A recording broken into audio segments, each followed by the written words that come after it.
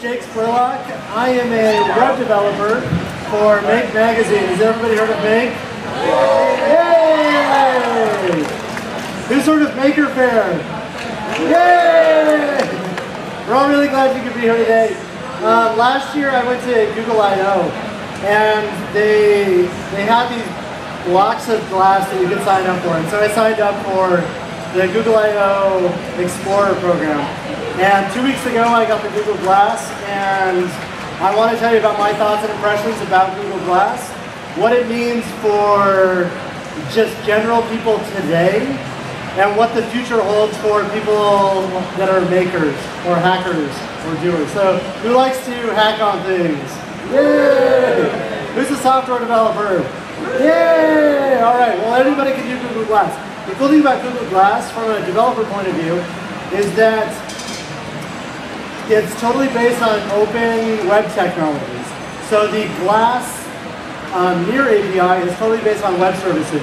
So if you are familiar with developing in PHP or Java or Python, there's a whole bunch of really easy sample libraries with more like ASP.NET and other web technologies coming. So, like I said, my name is Jake Spurlock. I'm @YSJake on Twitter, Facebook, Google+, JakeSpurlock.com. And I said already, but I'm a web developer Make. I'm a geek, a maker, a dad. Hi, Rush. Everybody say hi to Rush. Rush is my son, and my nerd level currently is 3043. Anybody beat me? Out of what? Nobody? Someone might show. So first off, what is Glass? Glass is a new hardware and software technology from Google. It was introduced last year at Google I/O by a bunch of people jumping out of an airship and landing on the Moscone Center. But the general gist is that it's an Android phone in a wearable heads-up display interface. So it uses this prism right here. Images are projected onto the prism, and you can interface with it using your voice and also using a touchscreen that's here on the side of the glass. And I'll show you a little bit more later. So what is possible? Like I said, right now there's a whole bunch of tools that are available out of the box, and there's more coming as developers like me and others are opened up to it. Last week was Google I/O, and they said on Thursday that they released 2,000 pairs of Google Glass to Google developers that are part of the Explorer program, and that they will be releasing 8,000 more pairs of Google Glass in the near future. And I've heard from some that they're targeting like a holiday release or maybe sometime next year that this is a viable consumer product. So right now, they are crazy expensive. These are $1,500, but I look at it a lot like if you were to get an Xbox 360 developer unit or a Wii developer unit, you pay something along those same lines, even though you could get a Wii or a 360 a lot cheaper than that as a consumer. So, the Glass, like I said, it's a titanium frame. It's really light. What a lot of people ask me is they say, is it comfortable to wear? And the answer is it's very comfortable. It's very light. It's just like wearing a pair of glasses like many of you are wearing right now. Except it has a battery pack and cellular, or not cell, but Wi-Fi and all that, Bluetooth. So there's a bunch of different things you can do. One of them is you can do text messages. And this is how I like to envision my day starting every day.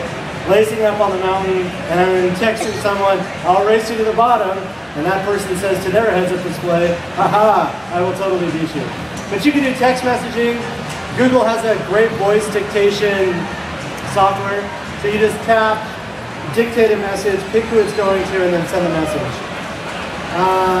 Let's skip that slide. It does come with tinted shades, which are pretty awesome if you like to look like RoboCop. The next slide, there we go. One of the other options is you can get turn-by-turn directions. And what a lot of people ask is, well, do you wear them while you're driving?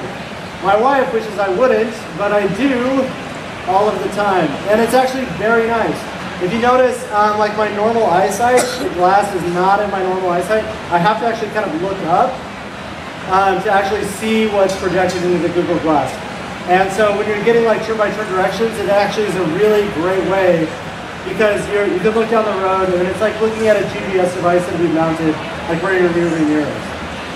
You can also, this is integrated with Google Now. So those of you that have Android phones and are running Jelly Bean or ice cream sandwich, I get them all confused. It integrates with Google Now. So like if you're headed to the airport, it'll tell you if your flight's delayed. My favorite, it tells me what the weather is, and if the Giants have won or if they have lost. So let me check in real quick. The Giants are currently losing 6-1. It's in the 6th inning against the Colorado Rockies. It's not looking good, folks. And it's also 57 minutes to home. I live up in Santa Rosa, so. In Santa Rosa? North Bay represent. My favorite part is it takes really kind of cool, candid pictures. So as you are spinning your child around, you can say, okay, glass, take a picture, and it'll take a picture of your child. Or whoever else you may be swinging around, your grandmother perhaps.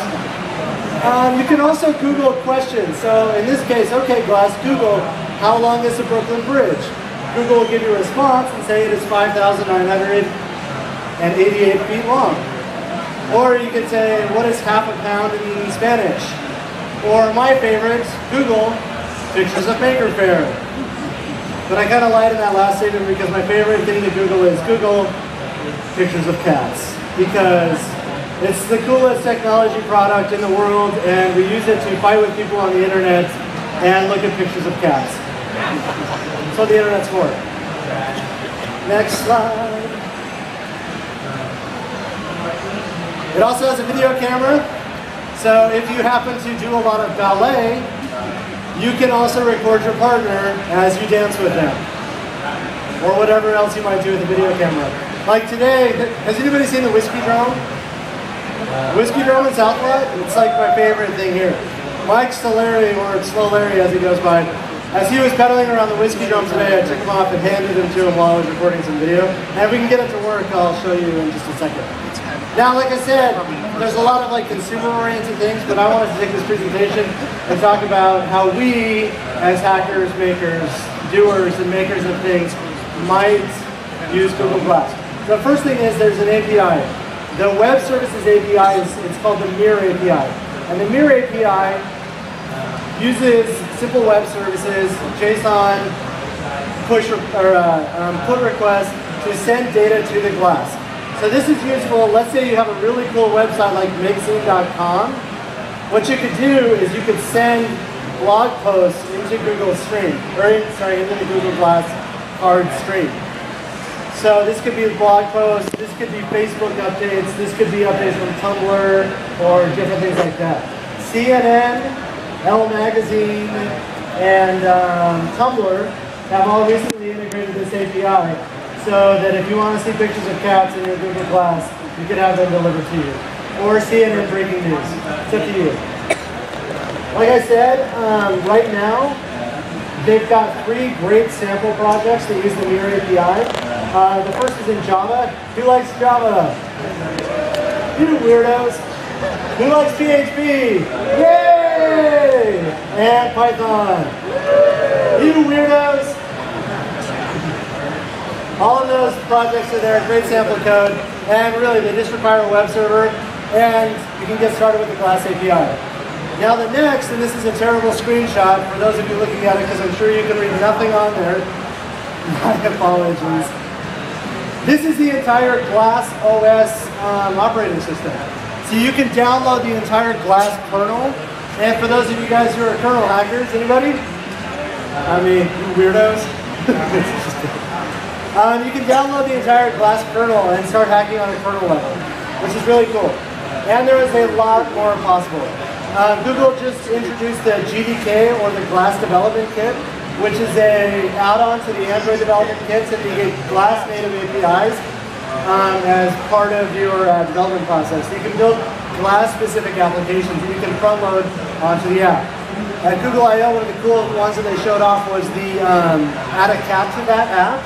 So what you would do is you would take a picture, send it up to a web service, which would then add a cat photo bombing like this onto your photo, and then send it back down, which you can then share on Facebook or Twitter or Google+.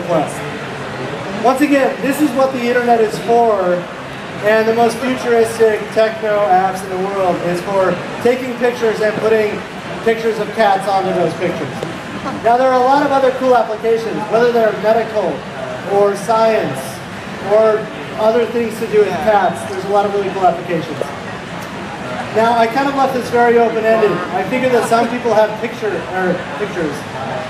questions, and I want to address those. But first, I'll give you a little demo of what the glass looks like, what I'm seeing in the glass. So can we switch to the camera now? Okay, let me make sure this is turned on, which it looks like. You guys see the time, 7:16? Is that what it says? Okay, so this is what I see in the app right now. It says 7:16 and then OK glass. When you say OK glass, that invokes this menu of things that you can do on the glass. So in this case, first off, I'm going to take a picture. What a beautiful crowd you are now. It's actually very responsive for me, but it's taken a little while to go to Bluetooth to my phone where it's being displayed. So I have head wave turned on. Anybody see that SNL skit about Google Glass? Nobody? Okay, so you can't do stuff like this to reset the Google Glass. Just that would be cool, but make you do whiplash. But they do have head tilt on, and it's an option you can turn it on or off. I actually kind of like it. So you just look up and it turns on. It's at 30 degrees. So you up, OK glass, and it wakes up. So I could say, make a call, Melissa Spurlock, and then Google Glass would call my wife, and it would probably work. So the phone, I see a picture of Melissa in here, and her phone is ringing. And I'm going to hang up.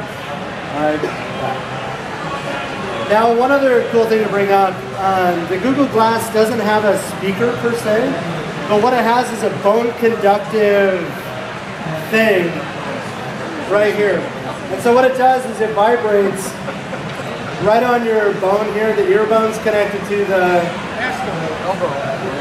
Mastoid. The what? Mastoid bone. The mastoid bone? I'll take your word for it. So the ear bone's connected to the mastoid bone, which is connected to the eardrum. And so basically it sends the sound waves right into your ear. So if you are sitting next to me in the car like Melissa is sometimes, you can hear it kind of, but it actually comes in pretty well for you because it's connected right to your ear. There is also, I'm going to go back to the, let's see, my God, stay fast.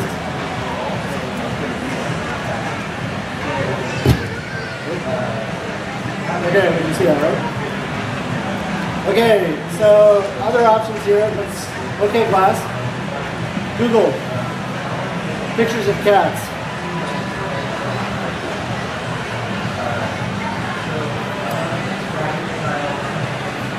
The internet does not fail. We got pictures of cats. Show up. There they are. Okay, so one thing I said is there's a trackpad here on the side, so you can actually swipe through, and it's a little bit on a delay here. But you can swipe through and look at pictures of kittens. How cool is that? All right, let's go back here. Okay, glass. Google. How do you say half a pound in Chinese?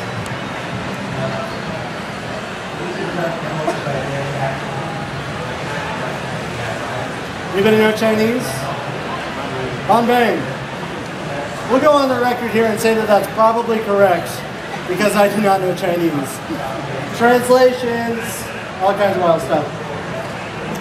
Let's see here. Okay, glass. Google. Are the Giants winning?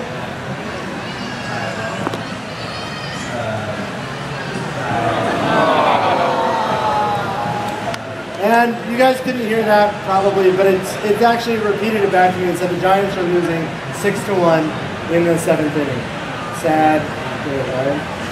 Come on, Giants. Okay, what else should I try? Anybody?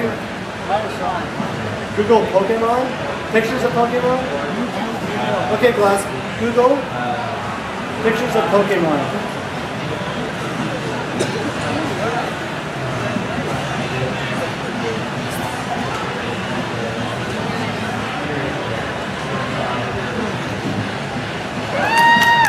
The internet delivers. Okay, anything else? Is that a message? Okay, well let's try this. One sec here. I don't know how I can do this. Okay, Glass. Start a hangout. Make. Okay, so right now I'm starting a Google Hangout with my Make circle on Google+, which I don't have. I would assume everybody in my Make circle right now is actively participating. Are you in it, Ben? Okay. Maybe somebody is. If somebody were to join, they would actually see out of the camera. It doesn't do like a reverse, like look at my eye socket. They see what I am seeing, and then I would actually, it would toggle through whoever's talking on Google Plus on the Hangout. You have a question? Google streaming, like a Hangout on air? Not possible right now. I actually talked to some of the Glass engineers, and they said that there's some legal things that have to be done before that'll happen. But they said it's fundamentally the exact same technology, so it could happen at some point. Let's see here. Are you? Okay, so Ben's joining the Hangout. Don't fail us, internet. Okay, we'll leave that up for a sec. Any other questions? What's that?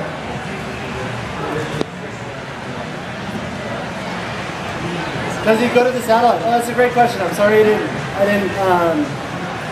So right now the Glass can either be tethered to my phone like it is right now, or it can join local Wi-Fi networks.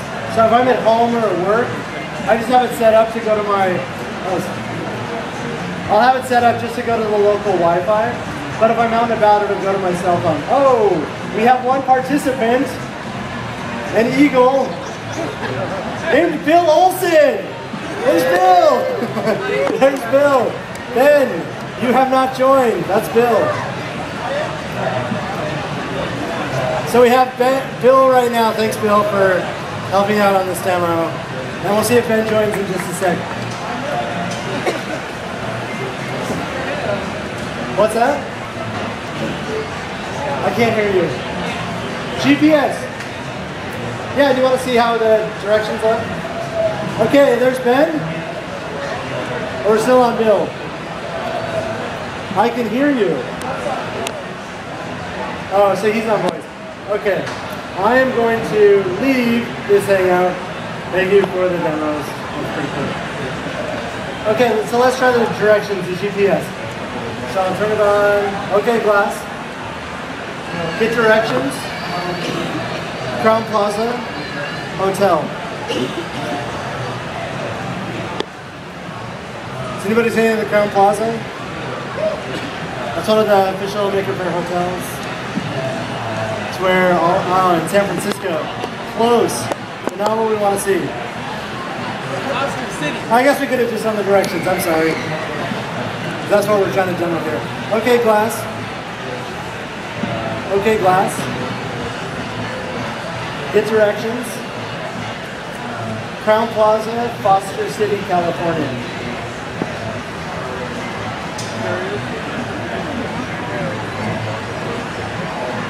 It's in Foster City, right?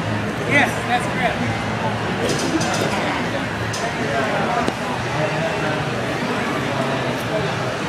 Okay, and this is kind of one of my favorite features. It has a magnetometer in it. So if you notice, like, it's looking for GPS. My phone is probably sleeping on the GPS over there. But it does show you in turn by turn how to get directions somewhere. We'll let that go. Another question? Yeah, you can totally. So the question was, is it an overlay or is it kind of opaque? The answer is it's totally transparent, so I can see right through it. The other, and I kind of mentioned this earlier, but it's up high in the high line. So like where I'm looking, like right now it's up in the ceiling where the thing is. Another question? Is it like hard to focus on because it's so close? It's another good question. He said, is it hard to focus on because it's so close? So the way the prism works, it actually kind of projects the image out. So you would think that it's like, it would be hard to focus on because it's really close. but it actually appears, if you kind of extend your hand all the way and hold your cell phone there, that's about the size of the image. So it looks further away, and it's very easy to focus on. The first day that I got it, it was kind of weird to get used to, but now it's just become second nature. Sir? Yes. So the question was, can glass be confused by other people's commands? The answer is yes.